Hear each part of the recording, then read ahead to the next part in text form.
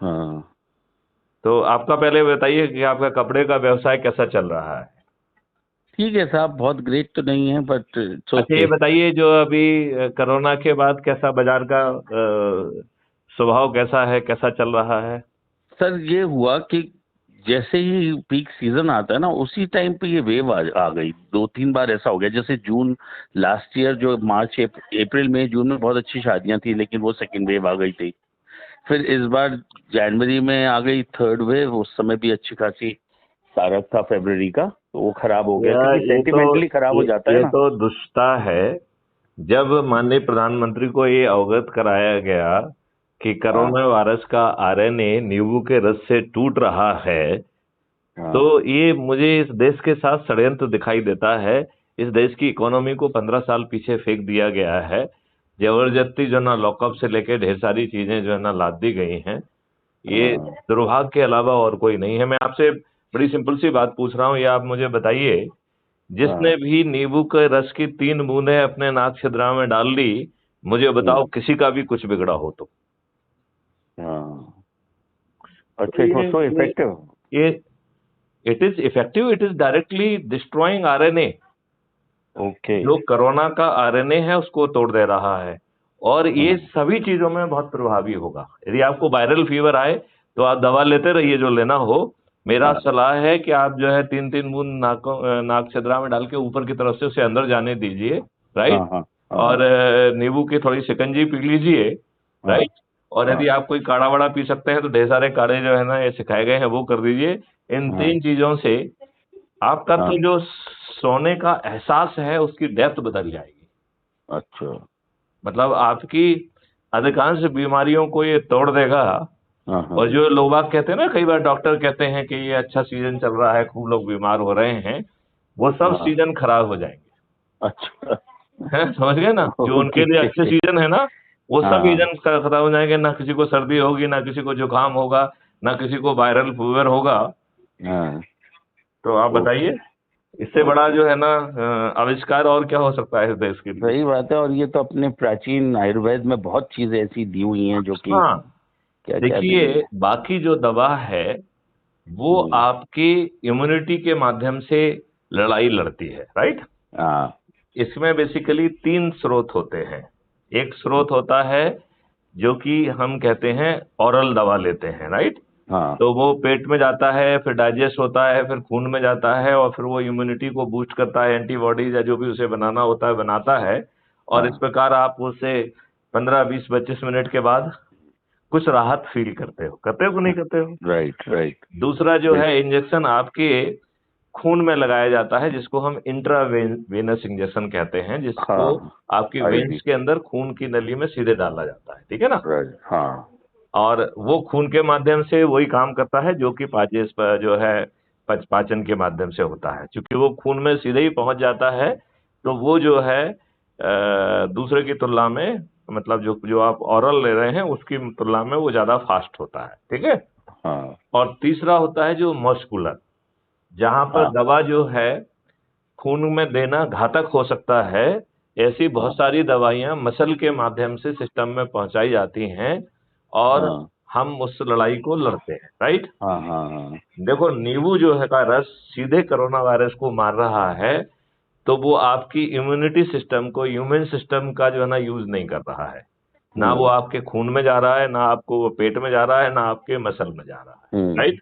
हम्म। वो नाक के माध्यम से, और बेसिकली जितने भी वायरस हैं, ये आपको मालूम है, ये आपका कुछ नहीं बिगाड़ सकते हैं, ये मालूम है क्या आपको।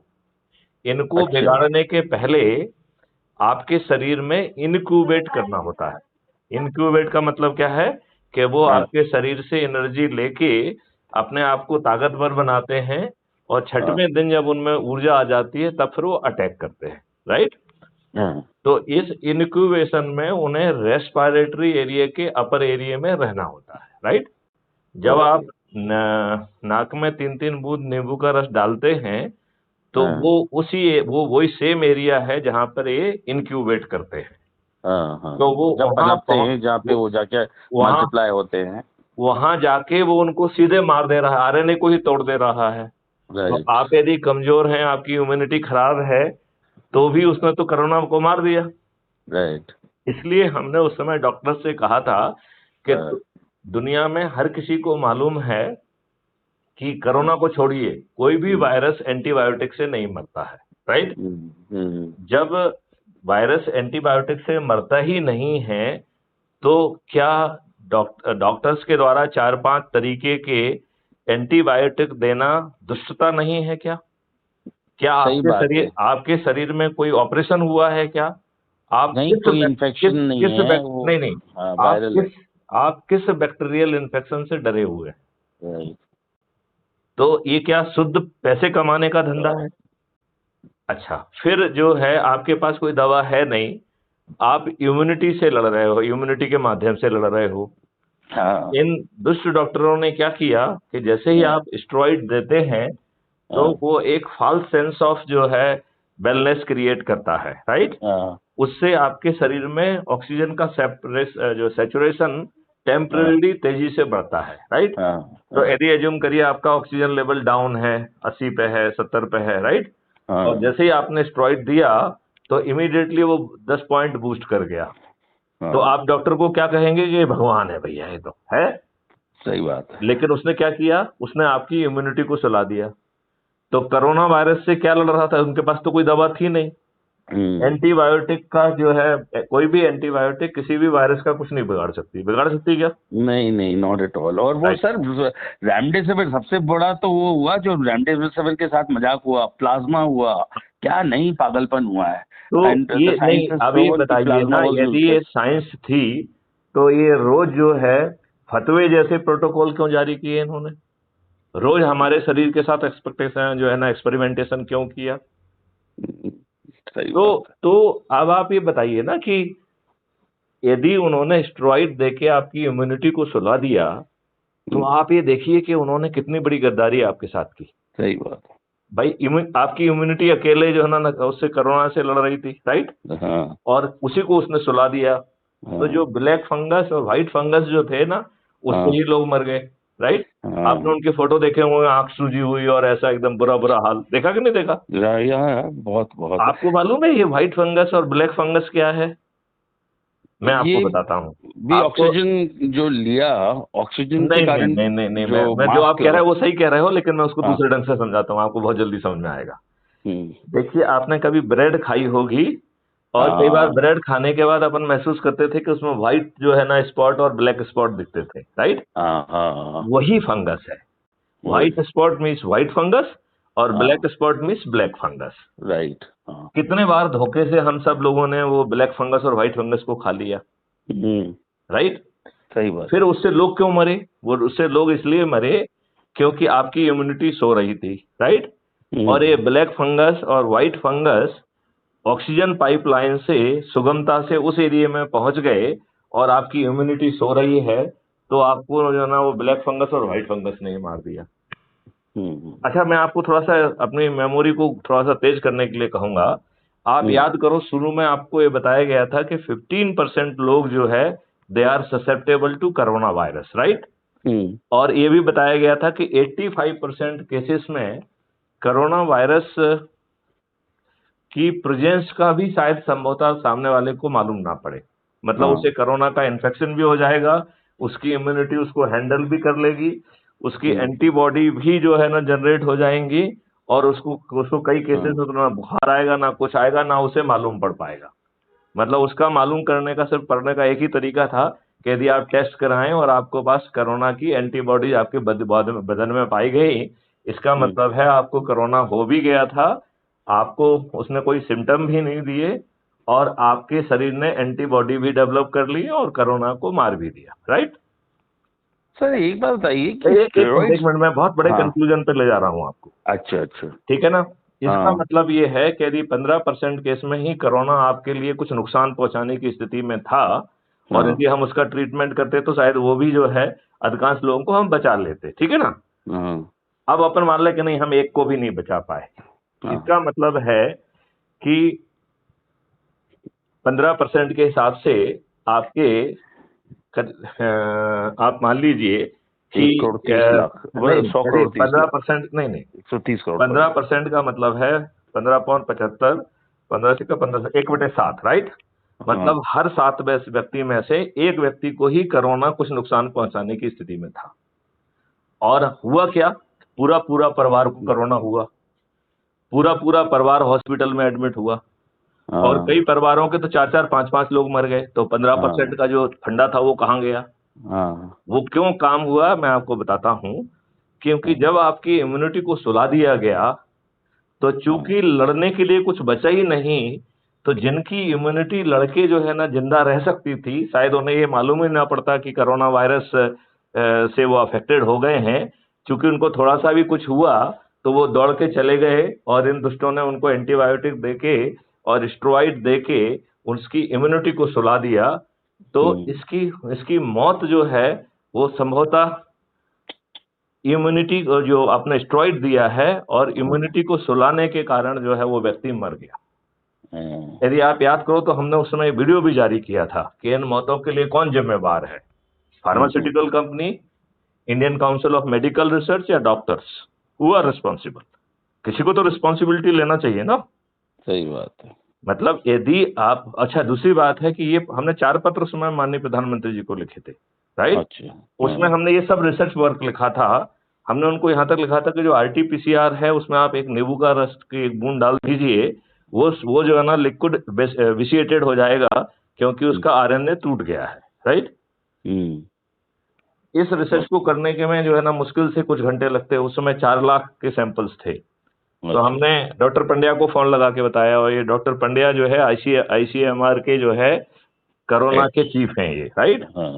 जब हमने उनको फोन लगा के बताया, मैंने कहा भाई RT-PCR की जितनी भी लेबोरेटरी है इंडिया की वो आपके सिस्टम से जुड़ी हुई हैं, तो आप उन सबको कहो कि भाई वो टेस्ट कर ले, जो भी रिजल्ट है उसकी रिपोर्ट दे दें, और उसके बाद फिर उसमें 1 बूंद नींबू का रस डाल दें। रिजल्ट मैं आपको पहले से ही बता रहा हूं कि आपका जो है वो सॉल्यूशन विशिएटेड हो जाएगा, RNA टूट जाएगा, कोई कोरोना वहां बचेगा नहीं, इसलिए नेगेटिव रिजल्ट हो जाएगा वो, राइट? बल्कि रिजल्ट ही नहीं मिलेगा आपको, क्योंकि वहां देखने के लिए कुछ बचा ही नहीं है, ठीक है ना? ये रिसर्च वर्क आप जो है, यदि 4 लाख के सैंपल आ रहे हैं तो उस दिन एक शाम तक खत्म हो जाना चाहिए। दूसरे दिन आप रिसर्च पेपर लिख के विश्व गुरु बन जाइए। और कितने लोग पूरे दुनिया में मरे हैं, वो बच सकते थे कि नहीं बच सकते थे? बच सकते थे कि नहीं, ये बताओ। तो ये बड़ी दुष्टता है, और हम चारों तरफ दुष्टता से घिरे हुए हैं। तो मिस्टर जो है ना गौतम, अब समय आ गया है कि इस दुष्टता से लड़िए। जो आपके जनप्रतिनिधि हैं, जो अनपढ़ गंवार और आधे अपराधी भी हैं। आपको मालूम है यूपी में 403 सदस्यों की विधानसभा में 205 अपराधी हैं। मतलब जो परसेंटेज के हिसाब से 51% है। चलो, आदित्यनाथ योगी जी हैं तो ये साले अपराधी सब एक किनारे में बैठे रहेंगे, कुछ न्यूसेंस नहीं कर पाएंगे, और अधिकारी भी इन अपराधियों की बात नहीं सुनेंगे, क्योंकि आदित्यनाथ जी वहां हैं, राइट? नहीं तो सही मायने में ये अपराधी जो है यही कानून बनाएंगे। पूरा तंत्र इनके हाथ में होगा, और आपका चूतड़ होगा और इनका डंडा होगा, आप इन्हें झेलिए। तो ये दुष्ट व्यवस्था इन राजनीतिक पार्टियों में ने आपके ऊपर नहीं थोपी है क्या? सही बात। आप एक सूची बनाओ कि जो भी जनप्रतिनिधि आपके हैं, क्या सही मायने में उनकी शिक्षा, दीक्षा, सोच, चरित्र क्या इस लायक है कि वो उन्हें आपके प्रतिनिधि होना चाहिए? 95% केसेस में आप ये पाएंगे कि उनमें इनमें से कोई काबिलियत नहीं है। तो ऐसे दुष्ट लोगों को आपको ऊपर किसने थोपा है? इस पार्टी सिस्टम ने, राइट? इनको जो है, देखिए चपरासी है, उसका कोई बहुत बड़ा काम नहीं होता है, राइट? वो बेचारा कार्यालय के सामने खड़ा रहता है, कोई बहुत बड़ा निर्णय नहीं लेता है। हमारी व्यवस्था कहती है कि वो साक्षर भी होना चाहिए और साचरित्र होना चाहिए। तो इस देश के भाग्य विधाता और एक कानून के निर्माता और सो कॉल्ड जनप्रतिनिधि ये अनपढ़ गंवार और अपराधी क्यों? सही बात है। क्या लॉजिकल बात बताई है आपने। जब चपरासी को आप एक्सपेक्ट कर रहे हो, ग्रेजुएट हो, और ये अपने को जो रिप्रेजेंट कर रहे हैं, जिनको कानून बनाना है, उनको डिसीजन इतने बड़े लेने हैं, और वो इतने दुष्ट हैं कि सब निर्णय अपने फेवर में करने में उन्हें कोई लज्जा नहीं आती है। मोटी खाल के साले घेड़े हैं, घेड़े। अपराधी भी हैं, निरक्षर भी हैं, कोई सोच भी नहीं है, कोई चरित्र भी नहीं है, और गैंडे भी हैं। देखिए 2004 के बाद जो भी शासकीय अधिकारी है उसे पेंशन की पात्रता नहीं है, फिर ये दुष्ट गणों को 5-5, 6-6, 7-7 पेंशन क्यों मिल रही है?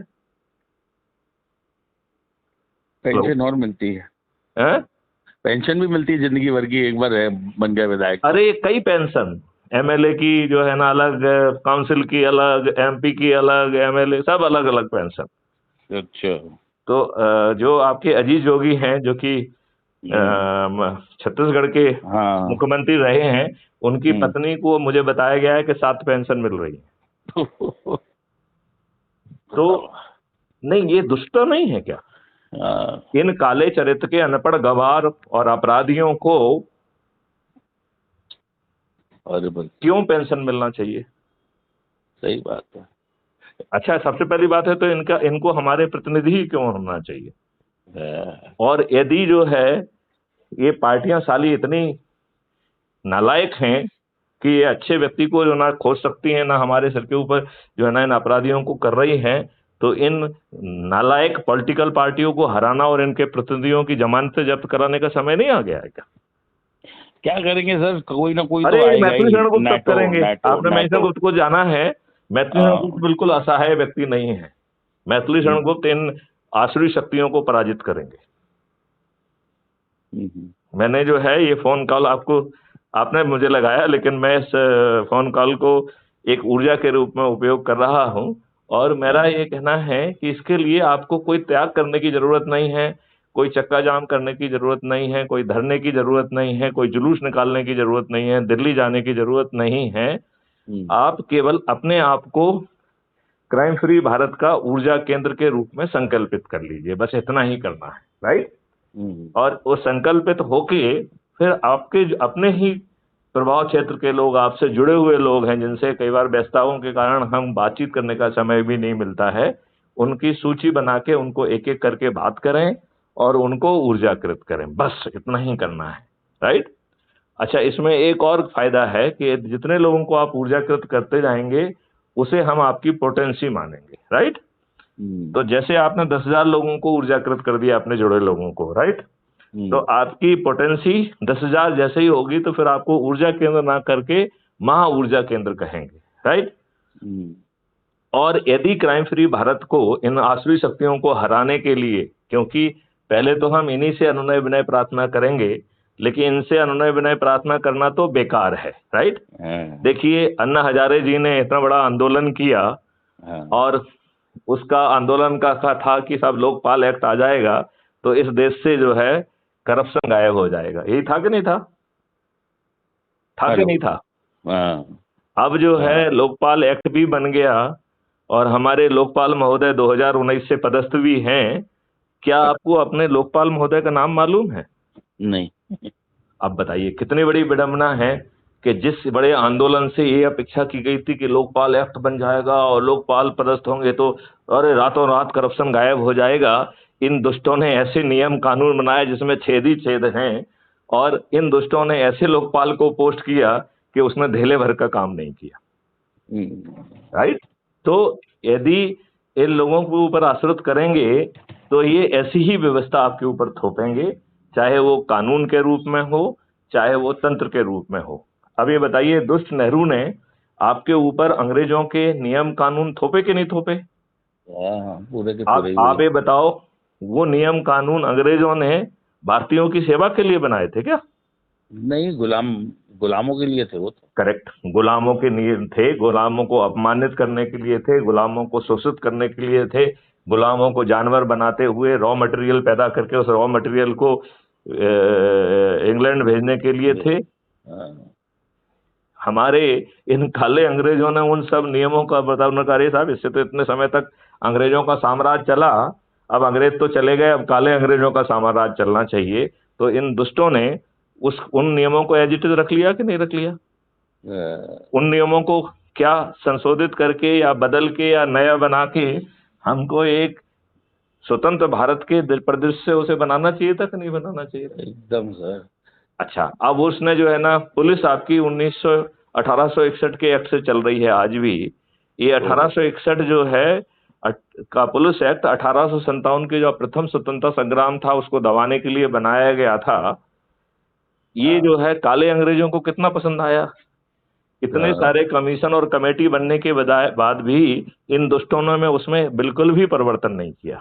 राइट? किया क्या? कोई सुधार किया क्या? एक भले जो है प्रकाश सिंह हुए, उन्होंने 3 डीजीज ने मिलकर एक 1996 में एक रिट पिटीशन PIL दायर की थी सुप्रीम कोर्ट में, जिसे 2006 में माइल स्टोन जजमेंट माननीय सुप्रीम कोर्ट ने दिया, और 7 बिंदुई जजमेंट था वो कि ऐसा ऐसा ऐसा करेंगे तो पुलिस से जो है पॉलिटिकल इंटरफेरेंस खत्म हो जाएगा। ठीक है ना? हाँ। इन दुष्टों ने उसका इम्प्लीमेंटेशन इतना अच्छे ढंग से किया कि आज एक सिपाही से लेकर DG बिना पॉलिटिकल मेहरबानी के पोस्ट नहीं हो सकता है, बिना पॉलिटिकल मेहरबानी के वहां पर रह नहीं सकता है, और बहुत सारे प्रकरण में तो ये पोस्ट करने के लिए पैसे भी खा रहे हैं। खा रहे हैं कि नहीं खा रहे हैं? हाँ, वो ट्रांसफर के लिए, इसके लिए, उसके लिए। तो अब आप ये बताइए कि ये तो आपको अच्छी व्यवस्था दे ही नहीं सकते हैं। आपका जो है directive principle of state policy कहता है कि यूनिवर्सल सिविल कोड होना चाहिए, ये सालों ने जो है ना उसको नहीं किया। जो है आपका directive principle of state policy कहता है कि जो शराब है ये बहुत घातक है और विशेष तौर पे दलित वर्ग के लिए, लिहाजा जो है ये प्रतिबंधित करना चाहिए। इन्होंने उस शराब को जो है ना, और केजरीवाल ने उसे मोहल्ले मोहल्ले और गांव गांव में पहुंचा दिया कि नहीं पहुंचा दिया? वो तो कैसा पूरे सभी जगह है एक्सेप्ट गुजरात, वहाँ इलीगल उससे सभी जगह नहीं है। मैं ये कह रहा हूँ संविधान में जब ये लिखा हुआ है कि सभी सरकारें प्रयास करेंगी और जो है शराबबंदी करेंगी, क्योंकि ये माना गया था कि शराब के चक्कर में एग्री नहीं करता। I will not agree sir. तुम्हारे एग्री का सवाल ही नहीं उठता है। संविधान में आपके लिखा हुआ है। Who are you to agree और नॉट एग्री? नहीं सर, आप इस देश को चलाएंगे? सर आप कौन होते हैं? नहीं, आप एग्री और डिसएग्री का जो है ना आपने जो है ना ठेका कैसे ले लिया? Who are you? सर नहीं, मैं आपसे पूछ रहा हूँ कि आप हैं कौन? टोबैको भी बैन होना चाहिए, मेरा ये कहना है। टोबैको बैन होना चाहिए। तो फिर आप तो उसी को बढ़ाने के लिए, वो इंटॉक्सिकेंट वर्ड, नहीं कहना है। देखिए इंटॉक्सिकेंट वर्ड है, राइट? उसमें तंबाकू भी आ जाएगी, दारू भी आ जाएगी, सब आ जाएगा। हाँ, नारकोटिक्स भी आएगी उसमें। हाँ ठीक है। नारकोटिक्स तो अपने है ही बैन, ये दोनों भी और हो जाने चाहिए। टोबैको बिल्कुल, और स्मोकिंग कोई बैंड नहीं है। इनके बड़े बड़े गिरोह चल रहे हैं, संरक्षण प्राप्त है, एंटी नारकोटिक डिपार्टमेंट है। तो आप ये बताइए, मैं तो कह रहा हूँ कि आप जो है ना पेपर करेंसी को बंद कर दीजिए, इन सबको जो है ना ऑक्सीजन मिलना बंद हो जाएगी। सर बहुत कम हो गया यूसेज। मैं तो रिटेल में हूँ ना, 80% अरे आपको कुछ ही मालूम नहीं। आपको क्या मालूम है? पूरे जो है ना राज्यों में 85% जो है ना, पंजाब में जो है ना यूथ जो है वो नारकोटिक्स ले रहा है, ड्रगिस्ट हो गया है वो। पंजाब में 85% बहुत बुरा पड़ा हुआ है। राइट। तो मैं यही कह रहा हूँ, आपको क्या मालूम कि आपके बच्चे जिस स्कूल में जा रहे हैं वहाँ चाय की दुकान पे उन्हें पुड़िया मिल रही है। जब आपका बच्चा जो है ना निकम्मा बेकार हो जाएगा, उसके शरीर में ताकत नहीं बचेगी, तब आपको मालूम पड़ेगा कि आपका बच्चा ड्रगिस्ट है। और आप इसी भ्रम में बने रहेंगे कि नहीं आपने मध्य प्रदेश में तो सब कुछ बहुत अच्छा है। सब कुछ बहुत अच्छा नहीं है मिस्टर। क्या समझ रहे हैं? आपको नहीं मालूम होने से ये स्थिति नहीं बदल जाएगी। आप यदि शुतुरमुर्ग बन के अपने जो ना ग्राउंड में अपना मुंह घुसेड़ लेंगे तो जमीनी स्थिति बदल जाएगी क्या? नहीं, वो नहीं। आपका जानकारी के अभाव जो है सत्यता को बदल सकता है क्या? नहीं, मैं पूछ रहा हूँ आपसे, बदल सकता है क्या? नहीं, कैसे बदल सकता है? वो तो ये जो है हर स्कूल और कॉलेज के बाहर जो है पुड़ियाएं बिक रही हैं। कोठारी जी, आप कहाँ सो रहे हैं? आप अपने ग्वालियर में घूमिए, चले जाइए अपने बच्चे के स्कूल के आसपास, पुड़िया मांगने की कोशिश करिए किसी के माध्यम से, किसी बच्चे के माध्यम से आपको पुड़िया मिल जाएगी। कहाँ हैं आप? नहीं सर, मेरे बच्चा तो खैर बोर्डिंग स्कूल में है, और वहाँ पे तो भाई बोर्डिंग स्कूल के बाहर भी जो गुमटियां चल रही हैं वहाँ पे भी ड्रग मिल रही है। निकल ही नहीं सकते और बाहर। अरे कब तक जो है आप जो है बाढ़ को बचाओगे भैया, खेत को बचाओगे जब बाढ़ ही खाने लगी हुई है? कहाँ चक्कर में पड़े हुए हैं आप? एक ही उल्लू काफी है बर्बाद। पधार रहे सर ग्वालियर। सुनो मेरी बात, एक ही उल्लू काफी है बर्बाद गुलस्ता करने को, हर साख पे उल्लू बैठा है, अंजाम गुलस्ता क्या होगा? हाँ? सही बात इस भाषा में बात करने वाला आपको व्यक्ति कोई नहीं मिलेगा। चलिए ठीक सर, है ना? काफी दिन तो हो आप गए एक आपसे आयोजन मिले, करिए, कब देखिए मैं पधार आपको रहे हैं। बताऊं, कोठारी जी, एक आप आयोजन करिए ऊर्जा संकल्प समारोह, क्राइम फ्री भारत ऊर्जा संकल्प समारोह। हम और हर वर्ग के लोगों के लिए जो है ना वहाँ पे करिए, हम आएंगे ग्वालियर और लोगों को ऊर्जाकृत करेंगे और इन आश्रय शक्तियों को कि अधिकांश लोगों की जमानतें जब्त कराएंगे। हाँ, जब हम बड़ा सोच सकते हैं, क्राइम फ्री भारत बना सकते हैं, पार्टी मुक्त वो कर सकते हैं, खर्च विहीन चुनाव व्यवस्था ला सकते हैं, तो इन दुष्ट सले असुरी शक्तियों की जरूरत क्यों है हमको? हाँ। बताइए क्यों जरूरत है मुझे? चलिए सर, नहीं बहुत नहीं अच्छा लगा, देखो बहुत साल ये बाद बात आपसे, नहीं। बहुत टाइम बाद आपसे चर्चा हुई है, काफी टाइम बाद। आप ग्वालियर का, मेरे ख्याल से आप आप जो है ना ऊर्जा समारोह का एक रखिए अपने जो करूँगा। रोटरी क्लब, लायन क्लब, ये क्लब, व्यापारी क्लब। और मैं तो जो है हर जाति हर धर्म के लोगों को एड्रेस करना चाहता हूं, और मैं इन आसुरी शक्तियों को, अनपढ़ गवार और जो है ना अपराधियों को अब जो है जननेता नहीं बनने दूंगा। हाँ, नहीं, इनमें ऐसा है क्या जो आपके जो है ना जननेता बने? इन साली पॉलिटिकल पार्टियों को हराया जाए जो इन साले इन आसुरी लोगों को टिकट बांटते हैं। इन इन इन राजनीतिक पार्टियों को थोड़ी लज्जा शर्म है क्या कि जो है ना पैसे लेकर टिकट देते हैं? ये जो है अपने जो है नेताओं के जो है पुत्रों को, जिनके साले दूध के दांत भी नहीं टूटे हैं, उनको टिकट देते हैं, उनको कैबिनेट मिनिस्टर बना देते हैं। दूसरी पार्टी से आए हुए लोगों को लज्जा लज्जा को खोते हुए, जो कि अपने लाभ से आ रहे हैं, उन्हें जो है ना टिकट भी देते हैं, मंच पे भी बिठाते हैं, और ऊपर से जो है ना मंत्री भी बनाते हैं, और ऊपर से पैसा भी देते हैं। क्या धर्म है इनका? अपराधियों को टिकट देते हैं। क्या 137 करोड़ लोगों में इनको सज्जन एक भी नहीं मिलता है? कि चूंकि आज ये खुद असुरी शक्तियां हैं, खुद अपराधी हैं, तो इन्हें अपराधी ही चाहिए। अरे इससे अच्छा तो नेहरू था कि कम से कम वो गुंडों को यूज करता था, एक गुंडों को यूज करता था कि लोग जो उसके मत फेवर के नहीं हैं वो उन लोगों को बूथ तक ना पहुंचने दे, और दूसरे गुंडे होते थे जो बूथ की कैप्चरिंग करके वहां पे जो है ना आपके वोट को फर्जी छापते थे। कम से कम वो अपराधियों को टिकट तो नहीं देता था। इन दुष्टों ने तो अपराधियों को ही टिकट दे दिया। हाँ, ये दुष्ट है कि चलो नहीं है ये बताओ? सर। नहीं नहीं, मैं आपसे चलिए पूछ रहा सर, हूँ, ये दुष्ट है कि नहीं है? आप कहाँ, भोपाल ही हैं आजकल मैं या बिल्कुल किधर हैं? भोपाल में हूँ, और जब आप कहोगे तब आपके बीच में हाजिर भी होऊंगा। चलो साहब, भोपाल जब आऊंगा अवश्य आपसे मिलता हूँ। अरे यार, भोपाल में क्यों आना चाहते हैं आप तो जो है नहीं, हाँ, कभी कभार साल में एक आध चक्कर कभी लगता नहीं है, यार, तो उसको अभी कभी छोड़िए ना। लगा तो आपको। कोठारी जी, आप, हाँ, आप अपने व्यवसायियों को, जो भी बहुत सारे संगठन हैं, रोटरी क्लब, लायंस क्लब, जो भी जिनसे भी आपका जुड़ाव है, उन लोगों से मेरी बात कराइए, वहाँ आयोजन करिए। हम सब लोगों को ऊर्जाकृत करके इन आसुरी शक्तियों को हराएंगे। चलिए सर, कुछ रोटरी का कार्यक्रम करते हैं, हाँ, उसमें जरूर आपको और उसका नाम ही बताऊंगा। यही रखिए, क्राइम हाँ, फ्री भारत ऊर्जा संकल्प समारोह।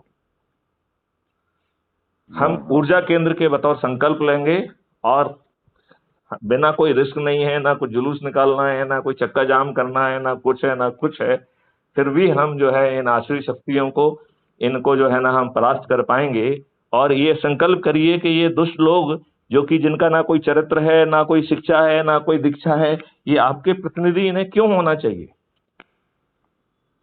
ठीक है सर। नहीं मैं, नहीं नहीं, आप जो है ना इस बात का जवाब दीजिए ना, मैं पूछ रहा हूँ, आप एक मतदाता हैं। हाँ, बिल्कुल आपका कहना एकदम अवश्य सही है। नहीं नहीं, अब आप कब तक जो है वास्तविकता से मुंह मोड़ेंगे? और आप जो कमा रहे हैं, यदि आपने जो है ना ठीक और समग्र और समर्थ व्यवस्था यदि ग्राउंड पे नहीं लाई, तो आप दूसरे के लिए कमा रहे हैं। वहां पाकिस्तान में जो भारतीय जो हिंदू बैठे हुए थे, उन्होंने भी बहुत संपत्ति इकट्ठी की थी, भाग भी नहीं पाए। संपत्ति लेना तो बहुत दूर की बात है, बहुत सारे लोगों की तो जान चली गई। कुछ मटे मकान से हाँ, थोड़ा बहुत कुछ लेके आ पाए तो आ पाए, नहीं तो कोई कुछ नहीं लेके आ पाया। यही स्थिति जो है ना इन्होंने कश्मीर में कर दी, यही स्थिति इन्होंने मोपला में की, यही स्थिति इन्होंने नौअखली में की, और ऐसी स्थिति जो ना रोज हो रही है, आपको मालूम नहीं है। यदि आप मुगालते में सोते रहेंगे, तो जो संपत्ति आप कमा रहे हैं वो दूसरे लोग यूज करेंगे। जो आप सोच रहे हो कि अपने बच्चों के लिए कर रहे हो, वो बच्चे जो है ना उनका उपयोग नहीं कर पाएंगे। फिर आपके पास केवल एक ही विकल्प रहेगा कि आप दूसरे देश में चले जाइए अपने बच्चों के साथ, वहाँ उनको अच्छी नौकरी मिल ही जाएगी। लेकिन जब बड़ी संख्या में भारतीय वहां पहुंच जाएंगे, तो वहां पे भी भारतीयों को भगाने की मुहिम चालू हो जाएगी। समर्थ को जो है कोई वो नहीं होता है, अपने आप को समर्थ बनाइए, शक्तिवान बनाइए, ऊर्जावान बनाइए और इन आसुरी शक्तियों को पराजित करिए। यह मैथिली शरण गुप्त का जो है संबोधन है, ज्ञान है, प्रार्थना है, अपील है। आप बात मान रहे हैं कोठारी जी? नहीं बिल्कुल साहब, उसमें आप जो बोल रहे हैं उसमें सत्य है, उसमें दो राय नहीं है कुछ भी। तो फिर ये बताइए, जब आपका कुछ जान ही रहा है तो संकल्प लेने में क्या दिक्कत है? 1 घंटे हम अपने ही लोगों से बातचीत करके उनको ऊर्जाकृत करेंगे और सामूहिक ऊर्जा की शक्ति से इन दुष्टों को हराएंगे, इन दुष्ट पार्टियों को हराएंगे जो कि जो है जिन्होंने जो है परिवारों को जो है पॉलिटिकल पार्टी बना दिया, पॉलिटिकल पार्टी को प्राइवेट कंपनियां बना दिया, जिनका कोई धर्म नहीं है, और ये जातिवाद से लेके धर्म उन्माद से लेके हर चीज को फैला रहे हैं, और जो इवन जिहाद कर रहे हैं। भाई जब जो है हमारा संविधान कह रहा है आर्टिकल 25 कि हर व्यक्ति को अपनी आस्था और कॉन्सेंस के आधार पर कोई भी धर्म मानने की पूरी आजादी है, तो एक दूसरा धर्म जो है ये कैसे कह सकता है कि मैं तलवार की नोक पे साले बन जाओ मुसलमान, नहीं तो हम तुम्हारा गर्दन काट देंगे। और वहां के दुष्ट लोग कहते हैं कि साहब उनको जन्नत मिलेगी और 72 नूरें मिलेंगी। इस तरीके का नहीं। देखिए, आपने जो है सती प्रथा अपने यहाँ एक बुरी प्रथा थी, उसे कैसे कंट्रोल किया? नियम कानून बना के, राइट? आपने जो है ना बाल विवाह से लेके बहुत सारी कुरीतियों को दूर किया। तो यदि ऐसा कोई बोलता है ये आर्टिकल 25 के विरुद्ध है, एक कानून बनाइए कि यदि ऐसा कोई बोलेगा तो जो है ना वो संज्ञेय अपराध होगा, गैर जमानती अपराध होगा, 15 या 20 साल की सजा होगी, उसकी संपत्ति भी जब्त की जाएगी। आप बताइए, किसी की औकात होगी कि इस तरीके की बात कह पाएंगे? सर मैं एक डॉक्टर के यहाँ बैठा हुआ हूँ, अपॉइंटमेंट आ गया है। चलिए डॉक्टर साहब को भी सुनाइए, डॉक्टर साहब भी जाएंगे, क्योंकि अधिकांश डॉक्टर जो है ना वो सब संपत्ति, अधिकांश डॉक्टर सिर्फ संपत्ति कमा रहे हैं। सबसे बड़े अटैक जो है ना ये डॉक्टर ही बनेंगे, इनके पास सबसे ज्यादा आ गया था, उसकी दिखाने आया हुआ होता। चलिए मैंने कहा पूछ लूं आपसे, आपका सिस्टम चालू हुआ नहीं हुआ, इसलिए फोन करके पूछा था। मैंने कहा नहीं हमारा सिस्टम देखिए ऐसा है, फोन आया था ना, हमारा सिस्टम चालू हो गया। मैंने कहा आपने कहा से मुझे याद कर लिया, मैं भी अचंभित था इतने टाइम में। अरे मुझे याद है, आपसे मेरी मुलाकात याद है, संजय चौधरी के उसमें याद है, मुझे सब याद है मुझे। अपन लोग साथ में बैठ के जो है काफी समय साथ में बिताए थे। जी ठीक है ना। तो अब अपने जुड़े लोगों का फिर से वो करो और ये बदलाव का अपन आधार बने खुद। सर कैसे हैं संजय भाई, कैसे हैं? संजय भाई का भी बीच में थोड़ी सी तबीयत खराब थी, उनका एक ऑपरेशन भी हुआ था, लेकिन अब वो सब कुछ अच्छे ढंग से हो गया, वो वापस भी आ गए। उनके पिछले 2-3 महीने थोड़े से खराब रहे, लेकिन अब वो पूर्णतः स्वस्थ हैं। ठीक है ना, भोपाल ही है बच्चे, तो भोपाल में। हाँ ठीक है ना, ठीक है। चलिए कोठारी भाई जो है जो मैंने आपको जिम्मेवारी सौंपी है, इस पे जरा जल्दी से काम करिए आप। बिल्कुल सर, एकदम। चलिए जय हिंद, जय भारत, वंदे मातरम।